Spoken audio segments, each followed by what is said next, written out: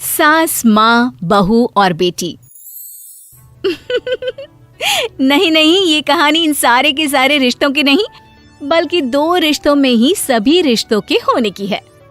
अरे बहू, मेरे और तेरे ससुर जी की रोटी मत बनाना, मैं बना लूंगी, दिन तक ठंडी हो जाती है। बहू जो कि एक वर्किंग लेडी थी। नहीं नहीं माँ जी, मैं अच्छे से कपड़े में लपेट देती हूँ ना, आप क्यों मेहनत करेंगी, माइक्रोवेव में गर्म कर लेना। अरे नहीं बहू, मेहनत मत कर, वैसे भी ऑफिस में कम मेहनत होती है क्या, जा रहने दे। लेकिन बहू मानती नहीं, वो सास ससुर की रोटी बना कर ही जाती है। दोपहर में खाने के वक्त ससुर जी कहते हैं, अरे बहू को रोटी बनाने के लिए क्यों मना कर दिया, क्या हो गया, ठंडा ही तो खाते आए हम लोग हमेशा से।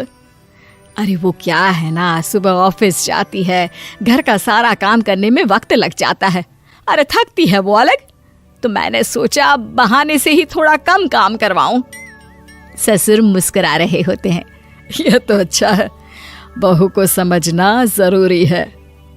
वक्त बीत रहा था, घर में सब खुश थे कि एक दिन, माँ जी आप शाम को थोड़ा टहलने निकला करें, घर पर रह रहकर हड्डियां जाम होती है, पापा को भी ले जाया करिए, मैं वक्त पर तो आ जाती हूँ। बहू ठीक 5 बजे ऑफिस से घर आ जाती है, फिर चाय नाश्ता बनाकर सास ससुर के साथ बैठती, उन लोगों को सारा दिन का हाल बताती। रात को पति घर आता है। क्या बात है बेटा, ऑफिस से आकर कभी हम लोगों के साथ भी बैठा कर। अरे माँ, दिन रात काम करके मन ही नहीं करता, अगले दिन की फिर तैयारी होती है, आप और पापा ही कमरे में आ जाओ। इससे अच्छी तो बहू है, कितना भी थकी रहे, घर आकर हम लोगों के लिए चाय नाश्ता बनाना, फिर बातें करना। बहू ना होती तो हम बुढ़ा बुढ़िया तो बैठे ही रह जाते। सास और ससुर अब बहू के कहने पर शाम की सैर पर निकलने लगते हैं। सास की कई सहेलियां बनती है तो ससुर को भी कुछ बुजुर्ग लोगों का ग्रुप मिल जाता है। कैसा रहा सहेलियों के साथ शाम का वक्त? हम लोगों ने तो भाई खूब योगा किया। अरे हम लोगों को गप्पों से फुर्सत ही नहीं होती। वैसे मिसेस मल्होत्रा आज बहू के बारे में कुछ बोल रही थी। तभी वहां ऑफिस से बहू आ जाती है जो जींस और टॉप में होती है। क्या बात है माँ, क्या कह रही थी आपकी सहेली आपकी बहू के लिए? सास इस बार बहू को कुछ अलग तरीके से देखती है और उल्टा सवाल ही दाग देती है। क्या कह रही थी वो हटा, ये बता, तेरे ऑफिस में तो मर्द भी काम करते होंगे ना? बहू जो अब तक मजाक कर रही थी वो सीरियस हो जाती है। मर्द होंगे नहीं माँ जी, मर्द ही ज्यादा है, हम 5 ही लड़कियां हैं ऑफिस में। अरे तो अच्छा लगता है क्या ऐसे कपड़े पहनती हो?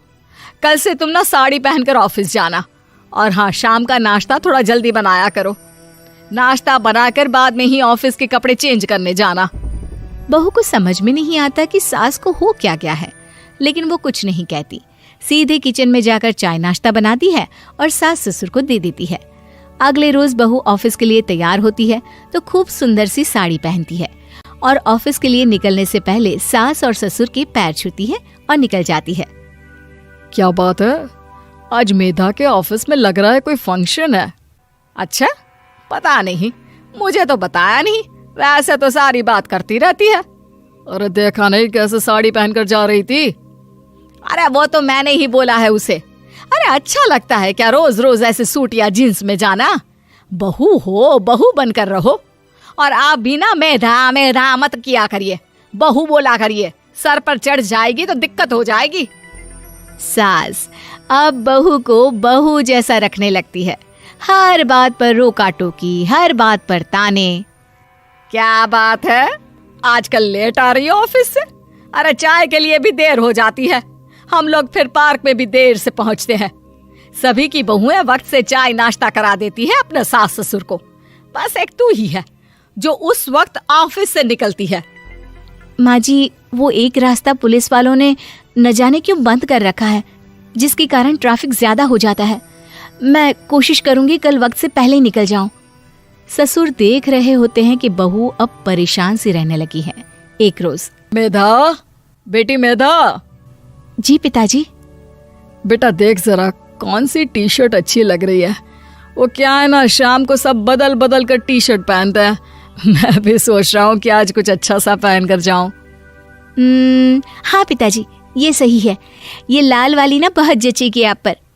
मेरे पापा पर भी डार्क रंग बहुत जचता है। क्या चल रहा है?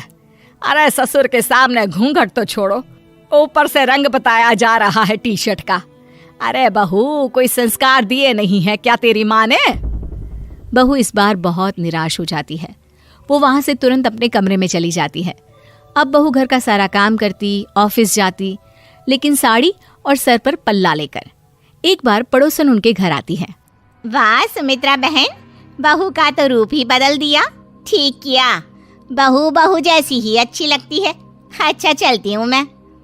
पड़ोसन के जाने के बाद सास बड़ी अकड़ के साथ कहती है, देखा मेरा कमाल, कैसे मैंने मेधा बहू को कंट्रोल में कर लिया। अब बारी ससुर के बोलने की थी। हाँ सुमित्रा, बिल्कुल ये काम तो किया है तुमने, लेकिन कभी सोचा क्या खो दिया? क्या खो दिया? मैंने तो कुछ नहीं खोया जी। खोया है, पहले बहू जब ऑफिस जाती तुम्हारे पैर छूकर तुम्हें गले लगाती, लेकिन अब सिर्फ पैर छूती है। हाँ जी, ये बात तो आप ठीक बोल रहे हैं। पहले घंटों हम लोगों से बात करती, कमरे में ना जाती, ऑफिस से आते ही खुद की चाय, खाना, नाश्ता सब हम लोगों के साथ करती, सारी बात बताती। लेकिन क्या तुम्हें पता है, बहू की तबीयत खराब चल रही है, वो माँ बनने वाली है। ये बात मुझे बेटे ने बताई कि तुम्हें बता दूं। अब सास की आंख में आंसू थे। वो समझ गई थी कि लोगों के कहने में आकर उसने क्या खो दिया। शाम को बहू घर आती है तो माँ किचन में पकोड़े तल रही होती है। अरे माँ जी, आप रहने दीजिए ना, मैं आ तो रही थी। अरे नहीं, जा तू चेंज कर ले, मैं नाश्ता और चाय टेबल पर ही लगा रही हूँ मेधा। सास के मुंह से अपना नाम सुनकर बहू को बहुत अच्छा लगता है। माँ जी, कोई गलती हो गई है क्या? मेरे होते हुए आप काम करे, ये ठीक नहीं है। संस्कारी और समझदार बहू सास को माँ समझती है, लेकिन सास की बेवकूफी उसे सास ही बनाकर रखती है। बहू, मुझे भी थोड़े संस्कार और समझदार बनने का मौका दे, जिससे मैं भी बहू नहीं बेटी को देखूं तुझ में। और हाँ, मेरा होने वाला पोता क्या कहेगा कि दादी ने तो मेरी माँ को बहुत परेशान किया। बहू सास को गले लगा लेती है। नहीं माँ जी, वो कहेगा कि माँ को तो दादी ने बेटी बनाकर रखा है। सासू माँ की नई सहेली। प्रिया किचन में चाय बना रही होती है और सुमन ड्राइंग रूम में बैठकर मजे से टीवी देख रही होती है। तभी दरवाजे की घंटी बजती है। प्रिया, जरा देखना तो कौन आया है। देखती हूँ मम्मी जी। प्रिया दरवाजा खोलती है तो सामने पड़ोस वाली विमला आंटी खड़ी होती है। नमस्ते आंटी जी, कैसी हैं आप? मैं तो बिल्कुल ठीक हूँ बेटा, पर तेरी सास को क्या हुआ है? आजकल कहीं दिखती ही नहीं है। जब देखो तब टीवी के आगे जमी रहती है। अंदर तो आइए आंटी। अरे ओ दीपक की अम्मा, कहाँ हो? अरे विमला, आओ आओ, क्या बात है, बड़े दिन बाद याद आई तुम्हें मेरी। मैं तो हमेशा ही तुम्हें याद करती हूँ, पर तुम ही गायब रहती हो और आजकल तो बाहर भी नहीं आती जाती। तबीयत तो ठीक है ना तुम्हारी? अरे तबीयत को क्या होना है, इस उम्र में तो कुछ ना कुछ लगा ही रहता है। मेरी छोड़ो, तुम ये बताओ कि क्या चल रहा है गली मोहल्ले में। तुम गली मोहल्ले की छोड़ो, चल तो तुम्हारे पड़ोस में रहा है। तुम्हारी नई सहेली आई है। मेरी कौन सी नई सहेली? मैं तो यहाँ बस तुमसे बातचीत कर लेती हूँ, या फिर बाजू वाली शर्मा की बहू से दो चार बातें कर लेती हूँ। इसीलिए तो कहा कि तेरी नई सहेली आई है। अब कोई पड़ोस में आया है तो बात तो होनी ही है। कम से कम इसी बहाने हमारा भी एक ग्रुप बन जाएगा। फिर सब मिलकर अपनी बहुओं की शिकायतें किया करेंगे। दोनों हंसने लगते हैं। तभी प्रिया चाय लेकर आती है और सामने टेबल पर रख देती है। दोनों चाय पीती हैं और बातें करते हैं। चलो मैं चलती हूँ, अब कल मिलते हैं। राम राम। अगले दिन प्रिया किचन में कुछ काम कर रही होती है और सुमन आराम से सोफे पर बैठकर मटर छिल रही होती है। तभी डोरबेल बजती है।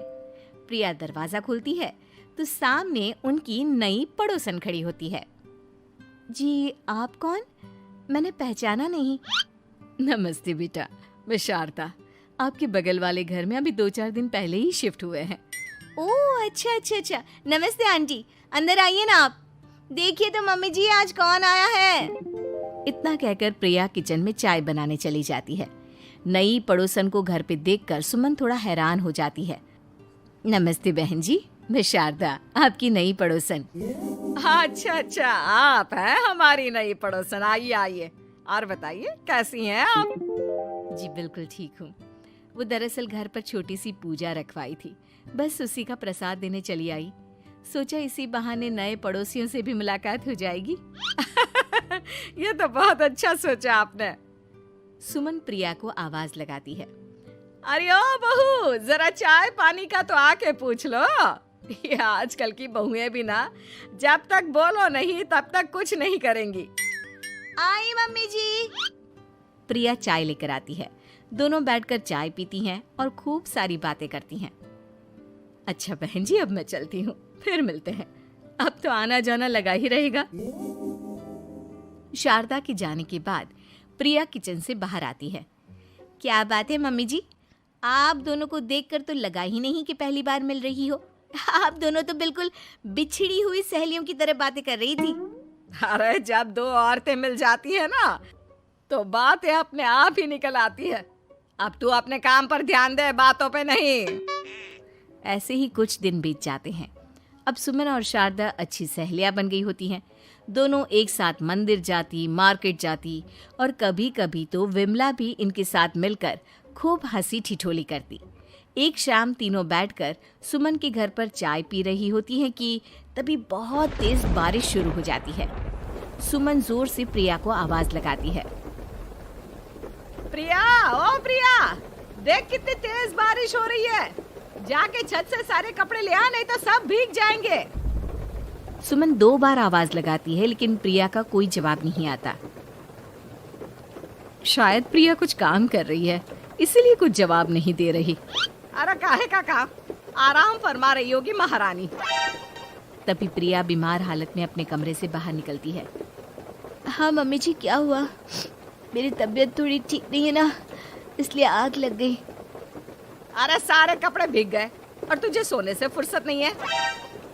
सबके सामने सुमन के मुंह से ऐसी बातें सुनकर प्रिया उदास हो जाती है और छत से कपड़े उतारने चली जाती है। सुमन, ये क्या बात हुई? प्रिया ने बताया ना कि उसकी तबीयत ठीक नहीं, इसलिए उसकी आंख लग गई। तुम भी ना खामखा उसे सबके सामने सुना दिया। अरे आप नहीं जानती शारदा जी, कुछ बहुएं ना बहुत आलसी होती है, घर का एक काम नहीं करना चाहती। ऐसा नहीं है सुमन, तुम्हारी बहू तो बहुत प्यारी है, तुम्हारी सारी बात भी तो मानती है। हाँ सुमन, तुम प्रिया के बारे में ऐसा क्यों सोचती हो? मेरी भी 2 बहुएं हैं, लेकिन मैं उन्हें अपनी बेटियों की तरह रखती हूँ। आखिर वो भी तो किसी की बेटियां ही है ना। और अगर तुम ऐसा ही व्यवहार करोगी तो एक दिन प्रिया भी तुम्हारे साथ ऐसा ही बर्ताव करेगी। शारदा और विमला की बातें सुनकर सुमन की तो बोलती बंद हो जाती है। वहीं प्रिया भी बाहर से सारी बातें सुन रही होती है। अरे मैं कोई उसकी दुश्मन थोड़ी ना हूँ, मैं भी उसकी माँ हूँ, लेकिन कभी कभी सास बनना पड़ता है, नहीं तो बहुएं हाथ से निकल जाती है। देखो सुमन, ये सब सोच का फर्क है। अगर तुम ये सोचोगी तो कभी प्रिया को अपनी बेटी नहीं बना पाओगी। इतना कहकर शारदा और विमला वहां से चली जाती हैं और सुमन अकेले बैठकर उनकी बातें सोचने लगती है। अगले दिन प्रिया और दीपक अपने कमरे में बैठकर बात कर रहे होते हैं और सुमन उनके कमरे के बाहर कुछ काम कर रही होती है और उन दोनों की बातें सुन लेती है। दीपक, तुम्हें पता है हमारे पड़ोस में जो शारदा आंटी है ना, बहुत अच्छी हैं। अच्छा, ऐसा क्या हो गया जो तुम्हें वो इतनी अच्छी लगने लग गई? कुछ खास नहीं, बस कल जब मम्मी जी मुझे सबके सामने सुना रही थी तो शारदा आंटी ने मेरा साथ दिया। मैं तो सच में हैरान ही रह गई थी जब उन्होंने मम्मी जी को मुझसे ऐसा बर्ताव करने के लिए मना किया। अच्छा, फिर क्या हुआ? होना क्या था, शारदा आंटी तो मम्मी जी को समझा ही रही थी कि बहू को भी बेटी की तरह ही रखना चाहिए, लेकिन मम्मी जी तो मम्मी जी है ना, उन्हें तो मुझ में हमेशा कमी ही दिखती है। काश मुझे भी शारदा आंटी जैसी सास मिली होती जो मुझे भी अपनी बेटी जैसे समझती। सुमन ये सब सुनकर बहुत उदास हो जाती है और वहां से चली जाती है। प्रिया की बातें सुमन के कानों में बार बार गूंज रही थी। उसे बहुत शर्मिंदगी महसूस हो रही थी कि उसने प्रिया के साथ बहुत गलत किया है। अगले दिन सुमन शारदा और विमला को बुलाती है। क्या बात है सुमन, आज तूने ऐसे अचानक क्यों बुलाया? सब ठीक तो है ना? हाँ हाँ सब ठीक है, तुम दोनों बैठो तो सही। तब तक दीपक और उसके पापा भी आ जाते हैं। प्रिया तुम भी आ जाओ। क्या हुआ मम्मी जी, आपने बुलाया? हाँ प्रिया बेटा, मैं आज सबके सामने तुमसे माफी मांगना चाहती हूँ। मैंने आज तक तुम्हारे साथ बहुत बुरा व्यवहार किया है, लेकिन तुमने कभी भी मेरे साथ बुरा बर्ताव नहीं किया। मुझे अपनी गलती का एहसास हो गया है, हो सके तो मुझे माफ कर देना। प्रिया अपनी सास की बातें सुनकर हैरान हो जाती है। उसकी आंखों में आंसू आ जाते हैं। प्लीज मम्मी जी, आप मुझसे माफी मत मांगिए, मैं भी आपकी बेटी ही हूँ। वैसे एक थैंक यू तो मेरी नई सहेली को भी बनता है, जिसकी वजह से मुझे मेरी गलती का एहसास हुआ। शारदा बहन, आपका बहुत बहुत शुक्रिया जो आपने मेरी आंखें खोल दी। अरे क्या सुमन, तुम भी ना। तो फिर इसी बात पर चाय और पकोड़े हो जाए। हाँ हाँ क्यों नहीं। सासू माँ बदल गई। कहानी उस घर की है जहाँ बहू और बेटी को एक माना जाता था, लेकिन फिर अरे शिखा बेटा, तू रसोई में क्यों घुसी रहती है? जा, रोटी मैं बना लूंगी। नहीं नहीं माँ जी, आप बैठिए, बस सारा खाना बन ही गया है। श्वेता को बोल देती हूँ, वो खाना लगा देगी सबका। सॉरी भाभी, मेरे पास वक्त नहीं है। माँ मुझे पैसे देना, पार्लर जाना है। हाँ हाँ चली जाना, भाभी को भी ले जाना। वो भी जाने को बोल रही थी पार्लर, पर पहले ना मदद कर दे उसके खाना लगाने में। देख माँ, वो बहू है, उसे बहू रहने देना, इतना सर पर मत चढ़ा भाभी को। श्वेता, ज्यादा मत बोला कर। बहू और बेटी में कोई फर्क नहीं होता है, जा जाकर काम कर।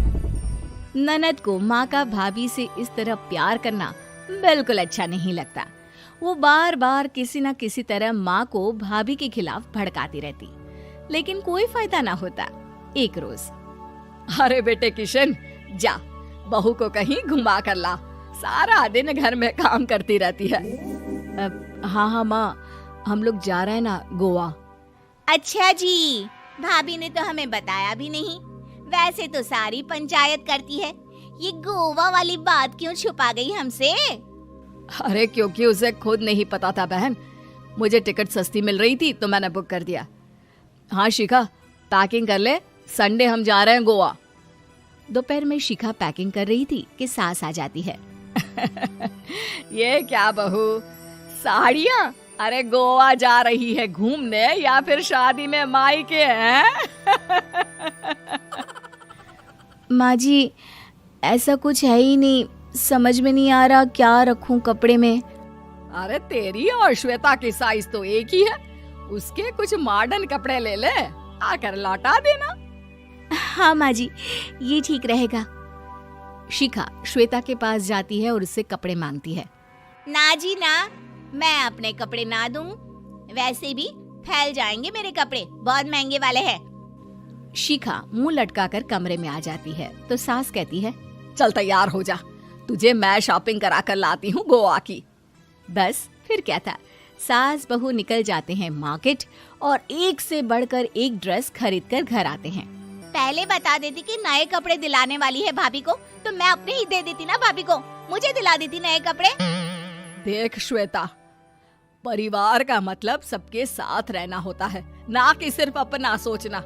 वैसे भी तुझे अच्छे संस्कार सीखने चाहिए। और रही बात कपड़ों की, तो शिखा, आज से घर पर भी तू मॉडर्न कपड़े ही पहनेगी, कोई जरूरत नहीं है ये साड़ी वाड़ी लपेटने की। अब क्या था, घर पर श्वेता और शिखा एक जैसे रहते। एक बार पड़ोसन आती है। अरे बेटा, अपनी माँ को तो बुलाना जरा, बात करनी है। शिखा सास को बताती है और रसोई में चली जाती है। ये आपकी बेटी बहुत बड़ी हो गई है, इसके लिए एक रिश्ता है, कहो तो बता दूं। ये बेटी नहीं बहू है, घर में सब एक जैसा ही रहता है। वैसे मेरी बेटी भी बड़ी हो गई है, कोई रिश्ता हो तो जरूर बताना। पड़ोसन रिश्ता लेकर उन लोगों के घर आती है। तब श्वेता की होने वाली सास कहती है, तो ये घर है, कितने मंजिल का है? और ये बहू ने आपकी क्या पहन रखा है, जीन्स टॉप? अरे भाई, साड़ी वाड़ी नहीं है क्या इसके पास? देखिए, सर्दी है तो साड़ी में बहू कैसे मैनेज करती, वैसे पहनती है साड़ी भी। देखिए, हम लोग ठहरे पैसे वाले लोग, कोई कमी नहीं है हम लोगों के पास पैसों की, बहुत पैसे हैं, जमीन, नौकर चाकर, कार, सब कुछ है, लेकिन घर में संस्कारी बहू चाहिए। समझ रही हैं ना आप? सास कुछ कहती कि श्वेता बोल पड़ती है, हाय रे, नौकर चाकर से लेकर जमीन, कार, पैसा, हाँ, मुझे रिश्ता मंजूर है मुझे। अरे रुक जा श्वेता, मैं बात कर रही हूँ ना। देखिए, हम लोगों के घर इतनी आजादी नहीं मिलेगी। अरे हाँ कर देना माँ, हाँ कर दे जल्दी से। सास क्या करती, बेटी की शादी ऐसे घर में कर देती है जहाँ ना उनके विचार मिलते हैं और ना ही आचार। शादी के बाद एक रोज फोन पर, श्वेता बेटा, एक बार घर आ जा, बहुत दिल करता है तुझे देखने का। माँ, वो घर पर बहुत काम होता है, कैसे आऊँ? बड़ा घर है, लेकिन आने जाने वालों की लाइन ही लगी रहती है। बेटा, मैं तो जानती थी उस घर का हाल, लेकिन तू ही नहीं मान रही थी। माँ देख, हर घर का यही हाल है। तेरी बेटी को यहाँ घूंघट हटाने की परमिशन नहीं है और एक तरफ भाभी स्कर्ट पहनकर घूम रही है। बेटा, मुझे क्या पता था कि मेरी बेटी को ससुराल के नाम पर पिंजरा मिल जाएगा। अच्छा माँ, फोन रखती हूँ, सास को गर्मा गर्म रोटी खिलानी है। तुम लोगों की तरह नहीं कि एक रोटी बनाओ, एक सब्जी बनाओ, फिर सारा दिन फ्री होकर घूमो। सास फोन तो रख देती है, लेकिन सोच में पड़ जाती है कि एक तरफ बेटी जिसे कोई आजादी नहीं, वहीं दूसरी तरफ बहू जिसे देखकर लगता ही नहीं कि उसकी शादी भी हुई है। अगले रोज, शिखा, अरे ओ शिखा। हाँ माँ, क्या हुआ? कुछ चाहिए आपको? मैं जिम जा रही थी। जिम के कपड़ों में बहू को देखकर सास को घूंघट में अपनी बेटी का ख्याल आता है। देख बहू, घर में बहू की तरह रहा कर, इतने टाइट कपड़े पहनकर जिम जाना पसंद नहीं मुझे। जा जाकर रोटी बना। रोटी? माँ, अभी तो शाम के 6 बजे हैं, इस वक्त रोटी? अब क्या मेरे खाने पीने पर भी पहरा है? अरे जब मर्जी तब मैं अपने घर में खा भी नहीं सकती क्या?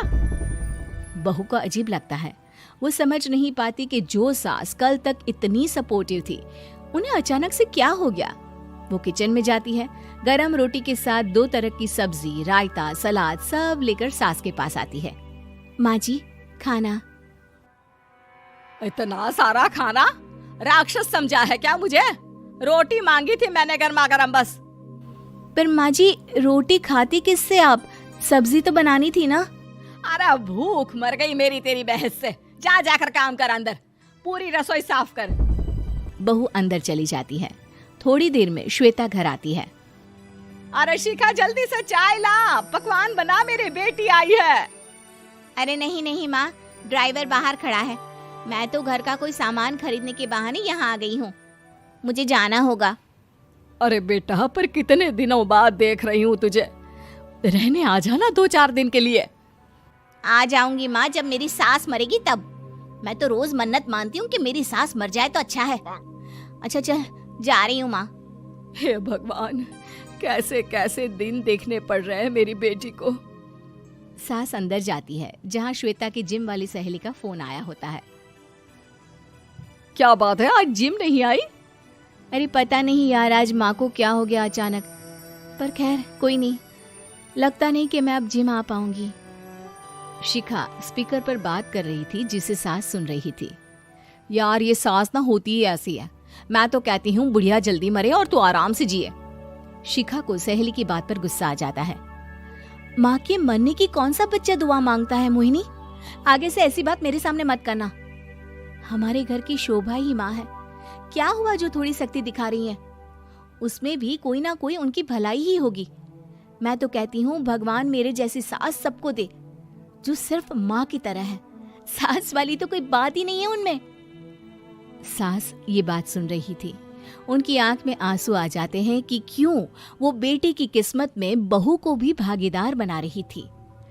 शिखा, अरे ओ शिखा, क्या हो गया? जिम नहीं जाना क्या? पायल एक खुले मिजाज की जिंदा दिल लड़की होती है जिसे उसके पापा ने फुल्ली सेल्फ इंडिपेंडेंट बनने के लिए सब कुछ सिखाया हुआ होता है। एक शाम पायल अपनी बाइक पर सीटी बजाते हुए कॉलेज से घर वापस पहुंचती है, जिसे देखते ही उसकी मम्मी गुस्से में पूरा घर सिर पर उठा लेती है। आ गई महारानी, बहुत बोलते थे मैं अपनी बेटी को सब कुछ सिखाकर दुनिया में मजबूती से खड़े रहना सिखाऊंगा, साथ में बेटी को लफंडर बनना भी सिखा दिया, ये नहीं बताया। क्या हुआ? आज ये कुकर इतनी सीटियां क्यों मार रहा है? सीटी, सारी फसाद की जड़ तेरी वो बाइक और सीटी है, उन्हीं से लड़के छेड़ती है ना तू। हाँ, ये तो गलत है, मुझे बताए बिना ही लड़का छेड़ दिया। हाय तौबा, ये कैसा पति और बेटी मिले हैं मुझे। अरे मम्मी यार, तुम ओवर एक्टिंग बंद करो। और मैंने कोई लड़का नहीं छेड़ा पापा। शिट यार। अच्छा मम्मी, आप पहले मुझे ये बताओ कि आपको ये सब बेकार बातें बताता कौन है? अच्छा, तूने कोई लड़का नहीं छेड़ा? अरे वही शर्मा आंटी, वही बताती रहती है, पर उसकी खबर तो मैं खुद ले लूंगी। अच्छा मेरी प्यारी बेटी, थक गई होगी ना, जा जाकर आराम कर बेटा। अचानक मम्मी को गर्म से नरम होते देख के पायल और उसके पापा कंफ्यूजन में एक दूसरे को देखने लगते हैं। आंखों से कुछ इशारे होते हैं और पायल वहां से चुपचाप चली जाती है। जिसके बाद रात को घर में सबके सोने के बाद दोनों पापा बेटी छत पर मिलते हैं। क्या खबर लाए हो? अरे तुम्हारी मम्मी तो हमसे भी तेज निकली, कोई खबर नहीं मिली। क्या यार पापा, पता नहीं अब मेरी मदर इंडिया कौन सा बम फोड़ेंगी। इसी के साथ दोनों अपने कमरे में वापस जाकर सो जाते हैं। अगली सुबह पायल जैसे ही कॉलेज जाने के लिए तैयार होकर कमरे से बाहर निकलती है तो उसकी मम्मी उसे लड़के वालों के सामने ले जाकर खड़ा कर देती है।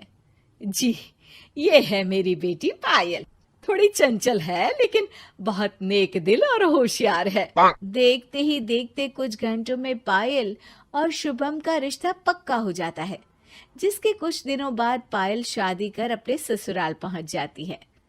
सोचा था मम्मी कोई बम फोड़ेंगी, पर उन्होंने तो सीधा मुझे उम्र कैद की सजा ही दे दी। बहू, अब उम्र कैद समझो या बम, रहना तो यही है, निभाना यही है, इसलिए छिछोरी हरकतें बंद करनी होगी। ये आप क्या बात कर रही हो? मैंने क्या किया? इतने मासूम ना बनो, मुझे तुम्हारे कारनामों के बारे में सब अच्छे से पता है। ऐसा बोलकर सास तो वहां से चली जाती है, लेकिन पायल सोच में पड़ी वहीं खड़ी रह जाती है। जिस पर शुभम उसके पास आता है। तुम मम्मी की बात का बुरा मत मानना, वो पड़ोस वाली आंटी ने उन्हें तुम्हारी बाइक चलाना, सीटियां बजाते हुए घूमना, बेधड़क सबसे बात करना वगैरह जैसी कुछ बातें बता दी है, जिसे सुनकर उन्हें गुस्सा आ गया है। पर फिक्र मत करना, धीरे धीरे साथ रहने से वो भी ठीक हो जाएंगी। Thanks for your concern, but I don't care. Payal सीधा अपने कमरे में चली जाती है। अगली सुबह कॉलेज जाने के लिए तैयार हो सीटी बजाते हुए कमरे से बाहर निकलती है, जिसे देख सास गुस्से से तिलमिला उठती है।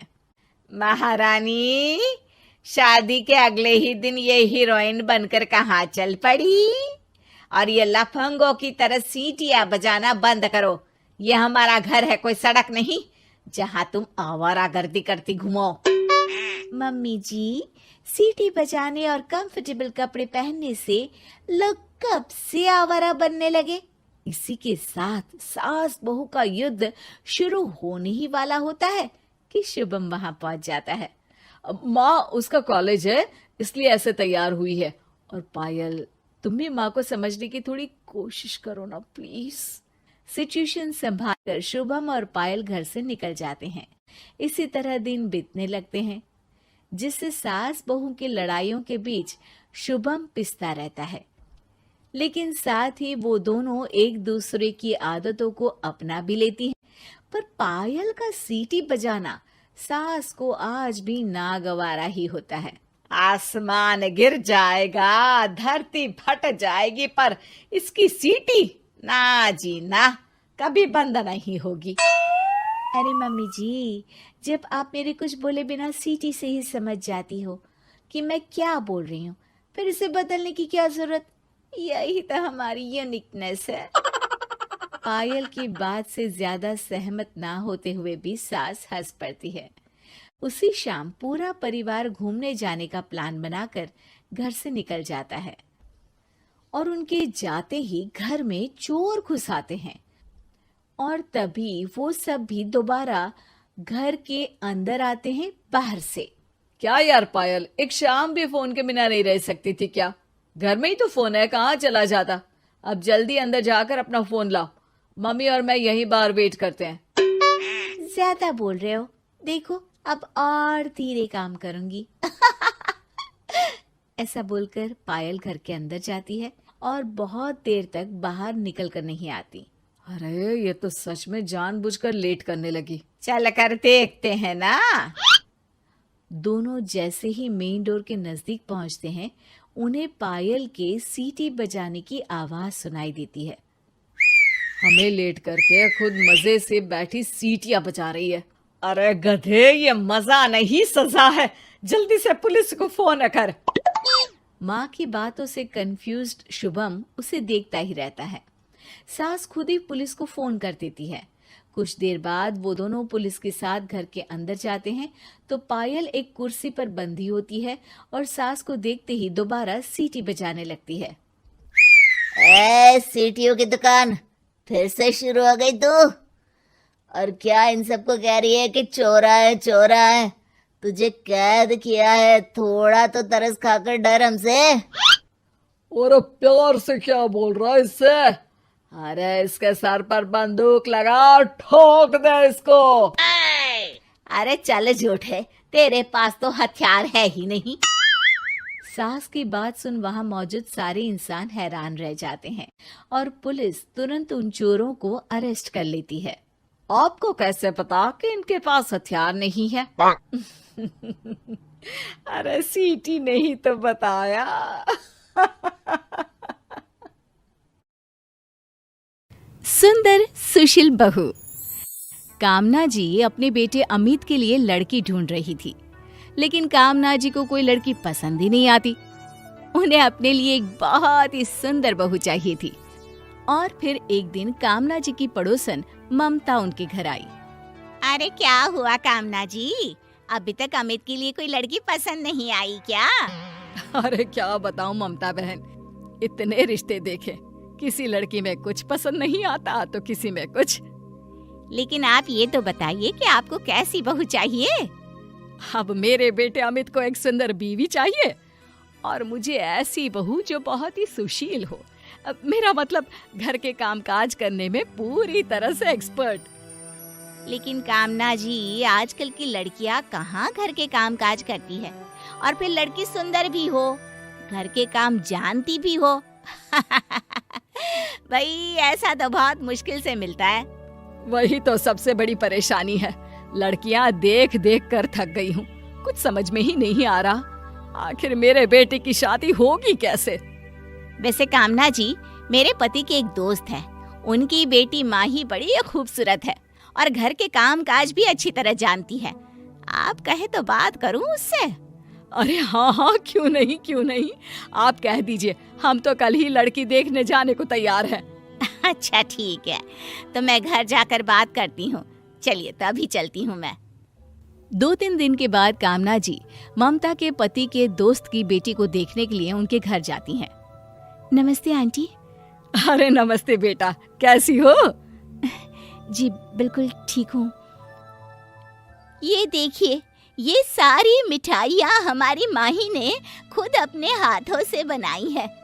अरे वाह वाह वाह, ये तो बहुत अच्छी बात है। आजकल की लड़कियों को ये सब करना कहाँ आता है। लेकिन हमारी माही को तो ये सब काम करना बहुत अच्छा लगता है। अमित बेटा, तुम भी माही से बात कर लो, वो तुम्हें पसंद तो है ना? आपकी बेटी इतनी खूबसूरत है कि मुझे तो देखते ही पसंद आ गई। उसे भला कोई नापसंद कैसे कर सकता है? अब बस माँ को पसंद आ जानी चाहिए। अरे अमित बेटा, माँ ही इतनी सुंदर है, ऊपर से घर के काम काज में इतनी एक्सपर्ट है। कितनी बढ़िया मिठाई बनाई है। मुझे तो लगता है कि यही मेरे घर की बहू बनने के लायक है। इसके बाद अमित और माही का रिश्ता पक्का हो जाता है और शादी के बाद माही अपने ससुराल यानी कि कामना जी के घर रहने के लिए आ जाती है। शादी के कुछ दिनों के बाद सुबह के 9 बजने वाले हैं। ये माही अभी तक अपने कमरे में ही सो रही है। उसकी माँ तो कह रही थी कि उसे घर के काम करना बहुत अच्छा लगता है। तभी माही अपने कमरे में से नींद से उठकर आती है। गुड मॉर्निंग मम्मी जी, कैसी है आप? अरे माही बेटा, ये भी कोई सोकर उठने का वक्त है? 9 बजे हैं। घर का सारा काम कौन करेगा? घर का काम? लेकिन मम्मी जी वो तो नौकर चाकर करेंगे ना, मैं थोड़ी ना घर का काम करूंगी। मैंने इसलिए थोड़ी ना शादी की है। हाँ मम्मी, माही घर की नई नई बहू है, अब कम से कम उसे घर के काम करने के लिए तो मत कहिए। अरे वाह बेटा, शादी होते ही तेरी तो जुबान बदल गई, बीवी की तरफदारी करने लगा। अब नहीं माँ, ऐसी कोई बात नहीं है। देखो बेटा, माही मुझे इसीलिए बहू के रूप में पसंद आई थी क्योंकि वो सुंदर होने के साथ साथ घर के काम करना भी पसंद करती है। आपसे किसने कहा कि मुझे घर के काम करना पसंद है? अरे, जब हम तुम्हें देखने तुम्हारे घर आए थे तो तुम्ही ने तो कहा था ना कि इतनी सारी मिठाइयाँ तुमने खुद बनाई है और तुम्हें घर के काम करना पसंद है। अरे मम्मी जी, मिठाइयाँ बनाने का मतलब ये थोड़ी ना है कि मैं सुबह से शाम तक बस किचन में ही काम करती रहती हूँ। वो तो मैंने हमारे घर की कुक को कुछ इंस्ट्रक्शंस दिए थे। मैंने कौन से सारा दिन किचन में खड़े होकर मिठाई बनाई हैं? तो फिर तुमने ये क्यों कहा कि सारी मिठाई तुमने बनाई है? ओहो मम्मी जी, क्योंकि मैंने हमारी कुक को सारी रेसिपी अपने मुंह से बोलकर बताई थी, तो इसका मतलब तो यही हुआ ना कि मिठाई मैंने बनाई है। हे भगवान, ये क्या हो गया? हमारे साथ धोखा हुआ है, धोखा। अरे मम्मी, अब मेरी और माही की शादी हो चुकी है और ये कोई धोखा वोखा नहीं है। वो मेरी पत्नी है और आपकी बहू। कुछ दिनों के बाद ममता कामना जी के घर आती है। और कामना जी, कैसी हैं? कैसी है आपकी बहू? अब तो आपको आराम हो गया होगा, माही सारे काम कर लेती होगी ना? अरे ये सब कुछ आप ही की वजह से हुआ है। आपने भी मुझसे झूठ बोला। अरे राम राम राम, कैसी बातें कर रही हैं आप? मैं भला आपसे झूठ क्यों बोलूंगी? अरे आप ही ने तो कहा था ना कि माही को घर के काम करने का बहुत शौक है, बहुत सुंदर और सुशील लड़की है। अरे तो इसमें मैंने गलत कब कहा? क्या माही दिखने में खूबसूरत नहीं? अरे वो तो है, लेकिन सुबह 9 बजे तक सोती है। अरे हमारी बहू रानी घर के काम करने में तो बिल्कुल भी इंटरेस्टेड नहीं है। अरे कामना जी, क्यों परेशान होती हैं? नई नई बहू बनी है, धीरे धीरे सब सीख जाएगी। अरे रहने दीजिए ममता बहन, आपकी बातों में ही आकर मैंने अपने बेटे का रिश्ता माही के साथ कर दिया। मेरा बेटा तो बहुत खुश है कि उसे इतनी सुंदर बीवी मिल गई, लेकिन एक सुंदर और सुशील बहू पाने का मेरा सपना तो अधूरा ही रह गया ना। ओहो, आप गलत सोच रही हैं। आप चाहे तो कुछ भी हो सकता है। आपके कहने का क्या मतलब है? अरे बहन जी, माही आपकी बहू है, कोई दुश्मन तो है नहीं। अब अगर आप उसे थोड़ा प्यार से समझा कर कुछ कहेंगी, प्यार करेंगी, तो देखना जैसे आप कहेंगी ना वैसा ही वो करेगी। नहीं, मुझे तो नहीं लगता। अच्छा ठीक है, चलिए, आपको अगर मेरी बात पर भरोसा नहीं तो अभी देख लेते हैं। अभी? लेकिन अभी क्या करने जा रही हैं आप? मैं नहीं, आप करने जा रही हैं। जरा प्यार से अपनी बहू को आवाज देकर यहाँ बुलाइए और बेहद प्यार भरी आवाज में कहिए कि वो 2 गिलास पानी लेकर आए। अरे वो नहीं लाने वाली, अपने कमरे में पड़ी पड़ी टीवी देख रही होगी। अरे एक बार कहिए तो सही कामना जी। माही, माही बेटा, जरा 2 गिलास पानी लाओगी? माही हाथ में पानी का गिलास लेकर वहां पर आ जाती है और बड़े प्यार से कहती है, ये लीजिए मम्मी जी, आपने पानी मंगवाया था ना। बेटा, ये ममता जी ना मेरी बहुत अच्छी सहेली है, क्या तुम इनके लिए चाय नहीं बनाओगी? अरे नहीं नहीं मम्मी जी, ऐसी कोई बात नहीं है। जी आंटी, मैं अभी आपके लिए चाय बनाकर लाती हूँ। माही के जाने के बाद मैंने कहा था ना, आपकी बहू सुंदर और सुशील है, बस थोड़ा आपको अपने आप को बदलने की जरूरत है। हाँ, मुझे भी आपकी बात सही लग रही है। जब मैंने उसे प्यार से कहा तो कितनी जल्दी जल्दी उसने सारा काम कर दिया। काम ना बहन, होता क्या है ना, हम अपनी बहुओं पर ऑर्डर चलाते हैं, ये नहीं समझते कि वो आजकल की लड़कियां हैं, किसी की नहीं सुनने वाली। पर अगर हम अपनी बहू से थोड़ा प्यार से बात करें, उसे बेटी की तरह प्यार दिखाएं, तो हर बहू सुंदर होने के साथ साथ सुशील बहू भी साबित हो सकती है। समझी ना आप? 100 साल की सास। अरे मम्मी जी, थोड़ा उम्र के हिसाब से काम किया करो। कहीं कुछ हो गया तो लोग बोलेंगे बहू ने बूढ़ी सास का ध्यान नहीं रखा। बहू, तुम भी थोड़ा कम और धीरे बोला करो। कहीं चिल्लाते हुए कभी कुछ हो गया तो वही लोग बोलेंगे 100 साल की सास भली चंगी बैठी है और बहू बेचारी चलती बनी। वैसे मम्मी जी, दादी बिल्कुल ठीक बोल रही हैं। हैं? क्या ठीक बोल रही है? वो जो कुछ भी बोले वो सास है, पर तुम क्यों बोल रही हो? बहू होकर सास से जुबान लड़ाओगी क्या? ऐसा बोलते हुए निर्मला को धसका उठ जाता है। कहा था ना, मत चिल्ला मत चिल्ला, तुझे बिना सास और बहू से जुबान लड़ाए बिना शांति नहीं मिलती। अरे माँ, दादी की बात सुन लिया करो, तुम्हारे भले के लिए बोलती है ना। अरे कोई भला नहीं, इन्हें बस मुझे परेशान और शो ऑफ करने का शौक है। हाँ। चल झूठी। इस परिवार में 3 पीढ़ी की औरतें रहती है, जिनका हर समय कोई ना कोई अलग ड्रामा चलता ही रहता है, जिससे और किसी का पता नहीं, लेकिन सूरज बहुत परेशान रहता है। माँ, पियाली और दादी, आप तीनों के पास एक दूसरे को सास बहू वाले ताने देने के अलावा कुछ काम हो या नहीं, पर मेरे पास जरूर है। इसीलिए पियाली, जरा लंच ले आओ, मुझे ऑफिस भी जाना होता है। इस पर पियाली सूरज को लंच देती है और वो ऑफिस चला जाता है, जिसके बाद तीनों एक बार फिर अपनी बातों या कह लो कि नोक-झोंक में लग जाती हैं। इसी में दिन बीत जाता है।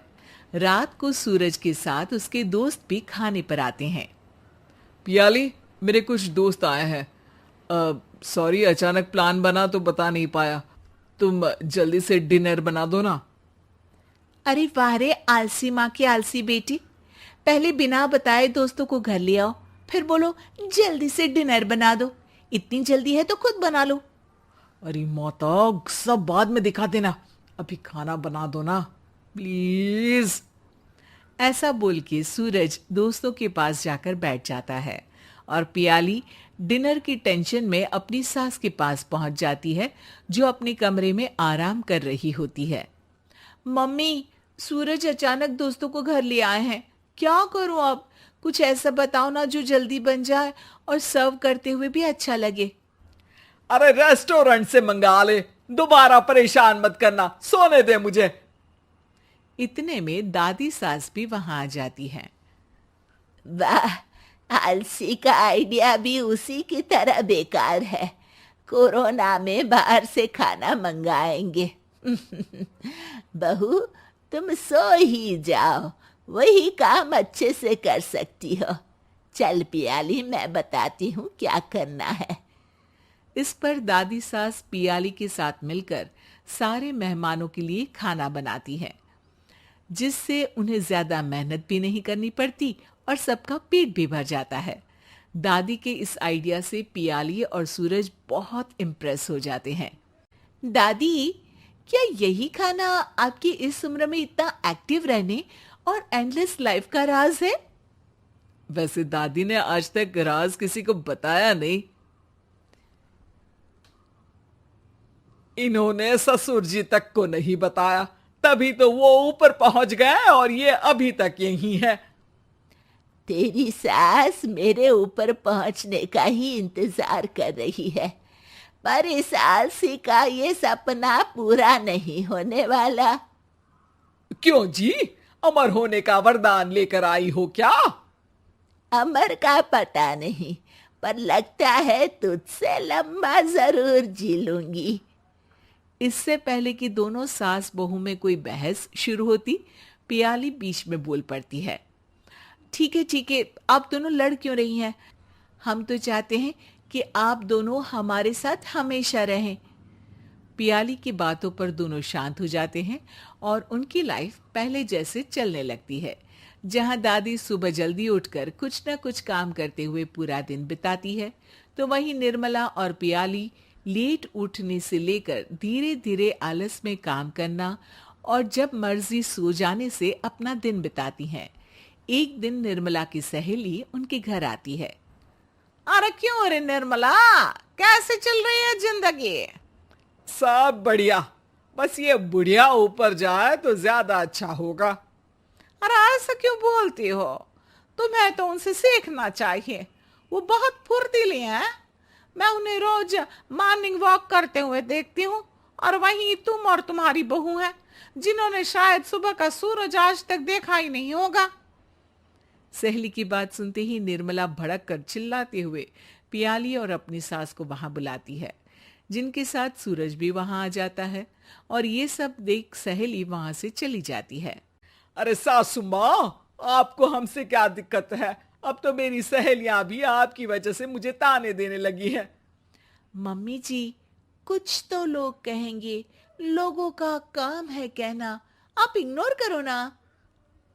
अच्छा, वैसे महारानी, वो तुम्हें भी वही सब बोल रही थी। है? मैंने क्या किया? अरे किलस क्यों रही हो? अब तो समझो और अपना लाइफस्टाइल सुधारो। ओ मोरी मैया, अब हमारा लाइफस्टाइल भी खराब हो गया क्या? आपका तो हाई फाई है ना, बस उतना ही ठीक है। तुम लोग हमेशा पूछते हो ना कि मेरी इस उम्र और अभी भी इतने एक्टिव रहने का राज क्या है, तो वो ये लाइफ स्टाइल ही है, जिसे हाई फाई नहीं पर सिंपल कहते हैं। दादी, अब कहना क्या चाहती हो?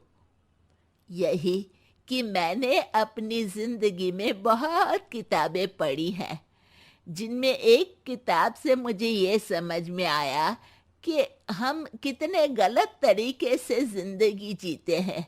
उसी के बाद मैंने एक अच्छे जीवन के लिए इकिगाई रूल अपनाया, जिसका मकसद तो सिर्फ अच्छा जीवन जीना था। इतना लंबा कैसे जी गई, मुझे खुद अचंभा होता है। ओह, तो मतलब आप मुझे परेशान नहीं करती थी? वो तो आप करती हैं। वैसे ये इकिगाई क्या है? थोड़ी रिसर्च खुद भी कर लो आलसियों, सब मैं ही बता दूं क्या?